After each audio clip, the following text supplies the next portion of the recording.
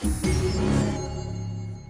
sci-fi fans, Aaron Sagers here, and I am joined by the creators behind Robot Chicken, heading in to season 9 and 100 and what did we decide? 188. We'll have 188 after the season. 188, and we're going to talk about all of them. Everyone specifically. Matt, why don't you start? Tell me like what we can sort of expect from season 9. Oh gosh, season 9. We were just talking about it. We have a lot of Westworld stuff in there, which I find very interesting. It's all the stuff that you just start watching and you're like, oh, I like this show, and you start diving into.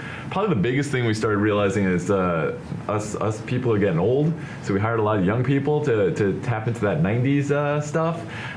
Yeah, so it's a lot of memorabilia and yeah, from that era. I present to you our very first host, Dolores, Generation 1. She's so lifelike. Well, for some reason, we had a lot of women in the writers' room this season, far more than we have in the past, and they are dirty.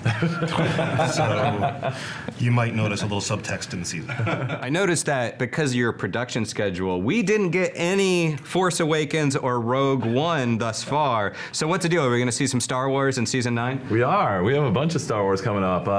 Yeah, for both of those We've things. got a big Force Awakens sketch coming up. I think it's in the first episode, if I'm not mistaken. Come on, give me a little bit more than that. Yeah. You know, our nerd character kind of has his perspective of that episode, both the good, the bad, and the ugly. So it's a fun retrospective on that specific episode 7. What are some of the sketches that have just been like, no, can't get the writers' room to get on board with it because it's just either too obscure or just isn't going to play with your audience? I tried very hard to get an Eraserhead baby sketch on the show this season, and I was roundly voted down. I'm one of the only people in the writers' room who follows sports.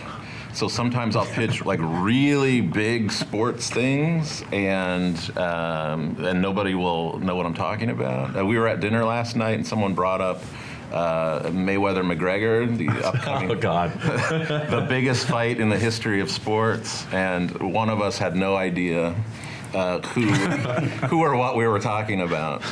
So it's that kind of room. Guys, thanks so much for joining us today, and have a great Comic-Con. Thank you very much. You too. Thank you. Yeah.